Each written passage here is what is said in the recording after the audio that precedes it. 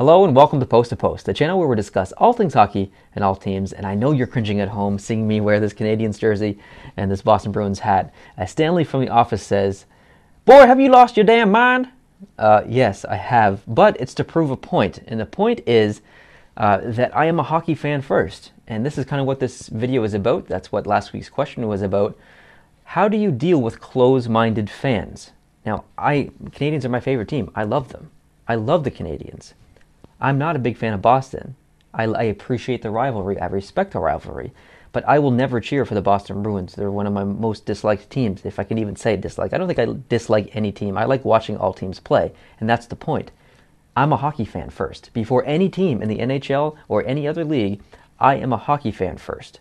So as a hockey fan, talking to another hockey fan, it's frustrating sometimes. There are some close-minded, even sometimes rude people who are overly defensive of their teams, and that was kind of the question. How do you deal with those people? How do you speak to those people? How do you open their minds? How do you broaden their scope?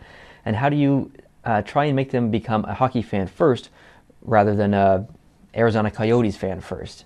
It's a thin line to walk. You don't want to burn any bridges. You don't want to offend anyone, but you don't really want to spend a lot of time talking to those kind of people because it can get frustrating. So I enlisted you to give me your answers down in the comment section, and I'm curious to know how you guys deal with these people. And I'm going to read your answers right now on camera.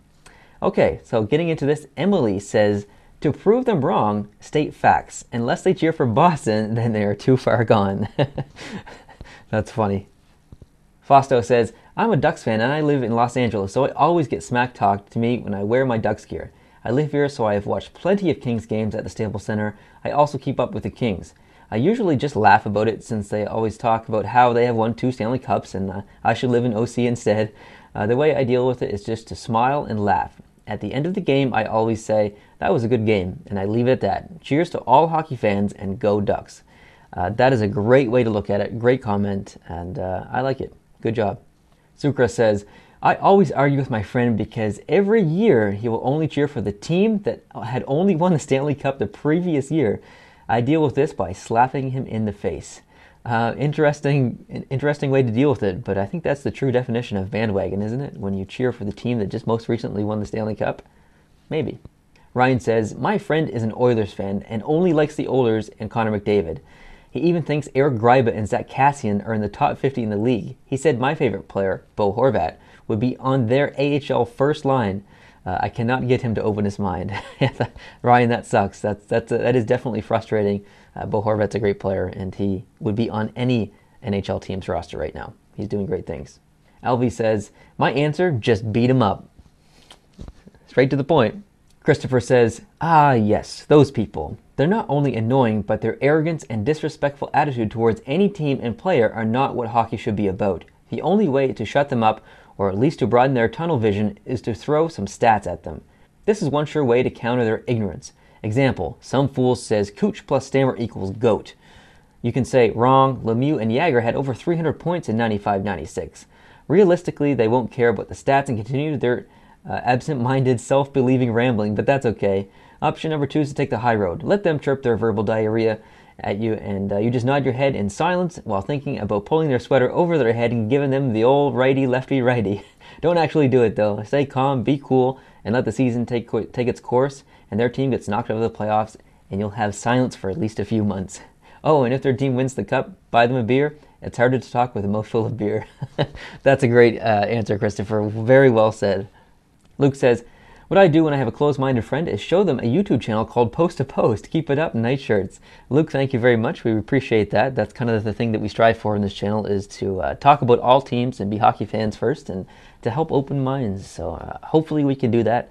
Perfectionist Gaming says, if I see a biased fan, I send them a meme to piss them off. For example, if there was a biased Vancouver fan, then I would send a riot photo to them. And if there was a biased Carolina fan, then I would send a photo of all the empty seats in the arena.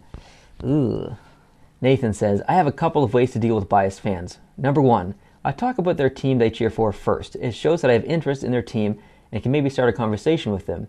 I can then guide the conversations toward talking about my favorite team. For example, I might say that the Oilers had a great game last week and McDavid looks amazing this year, but then talk about how excited I am that Jagr's playing for the Flames. Number 2, I don't get offended if the person criticizes my favorite team, the Flames. I understand that people have their reasons to dislike a team, as do I. I know that I will cheer for the Flames no matter what, and every team has room for improvement. That's very well said, Nathan. Cody says, well, I have taken flack from fans from all around the league for liking the Coyotes because all they ever do is make jokes about how poor the attendance is and how there seems to be a 50-50 split of Coyotes fans and away team fans. How I deal with people like this is to first admit that yes, my team has struggled financially, but I bring up the prospect pipeline that the team has with the new rookies coming in and flourishing into star players. But some fans like to keep pressing on with attendance issues, so I bring up that the majority of the Arizona citizens are not native to the state, including myself. I'm actually from Illinois, and I'm no Blackhawks fan. So when visiting teams come to Arizona, especially Canadian teams, their fans come out and support the team, which is completely fine to me.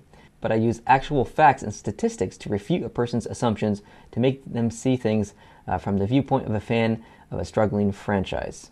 It's an interesting viewpoint.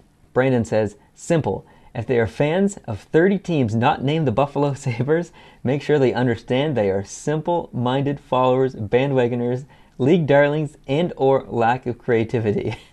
Yes, I am that person, and I'm perfectly fine with it. When you're a Sabres fan, well before any social media existed to express your thoughts and finally have an opinion, you tend to be a little salty.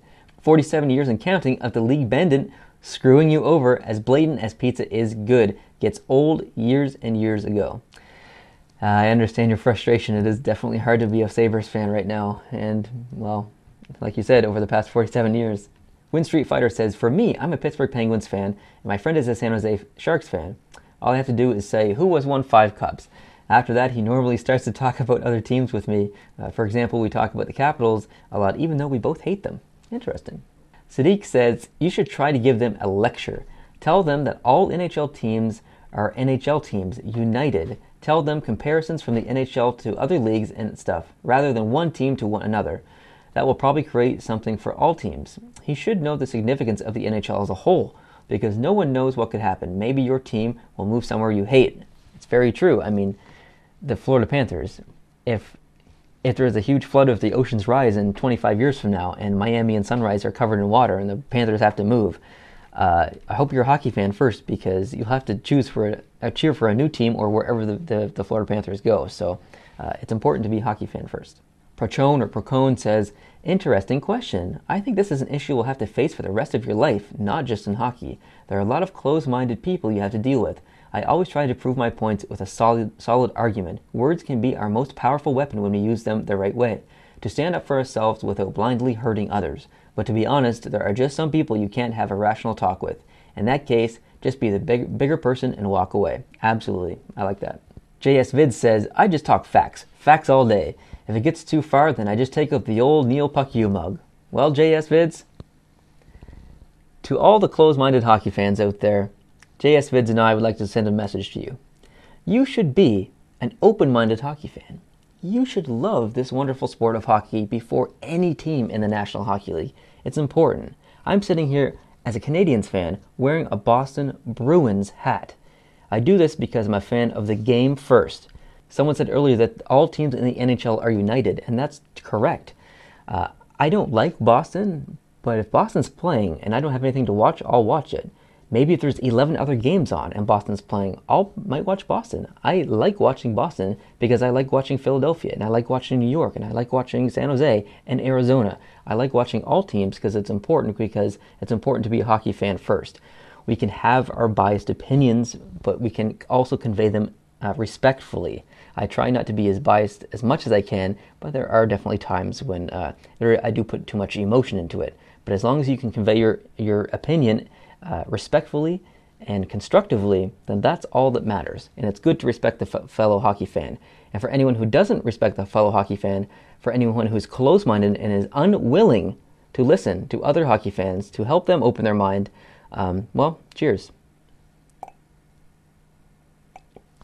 All right, now on to next week's question. Yeah, this week's question, next week's answers. Someone brought to the attention that it would be interesting to ask a question about the Arizona Coyotes. Now, the Arizona Coyotes are 0-9-1. So let me check my stats here. Yeah, 0-9-1.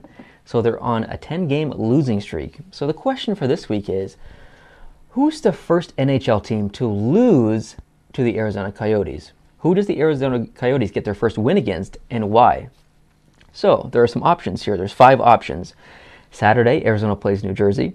New Jersey is 6-2-0. Option number 2 is Monday. They play against Philadelphia. Philadelphia is 5-5-0. Option number 3 is Tuesday against Detroit. Detroit's 4-6-1. Option number 4 is Thursday against Buffalo. Buffalo's 3-6-2. And option number 5 is they lose the next 4 games. So if you think that, say you're a Detroit fan, and you might say, you know what, Detroit looked really bad last game. I don't feel very confident in my team against Arizona on Tuesday night. I think that Arizona's first win is going to come against my team, Detroit. That's all. That's give a reason. So pick a team, give a reason. If you don't want to pick a team and you think they're going to lose them all, then I guess that's an easy answer. They lose the next 4 games. So this is an exercise that's going to be interesting to see because there's going to be a lot of widespread opinions here. There's 5 choices. It'll be cool to see how many people are right and how many people are wrong. And it's good to talk about the Arizona Coyotes in general, even if they're doing poorly, because I think the more we talk about them, the more exposure the team gets. And maybe since we talk about them, maybe you'll watch the next Arizona Coyotes game, and that'll give them some support, even if you're watching it just to see if they lose. So anyways, I hope you guys like this idea. I know it's an easy answer versus the other ones from a couple of the other weeks, but I liked it. So good suggestion. Luke, who did suggest that, appreciate that. If you like this video, hit the like button. And if you're new to the channel, hit the subscribe button, and make sure you leave a comment down below. All right, we'll see you in the next Fan Friday. Adios.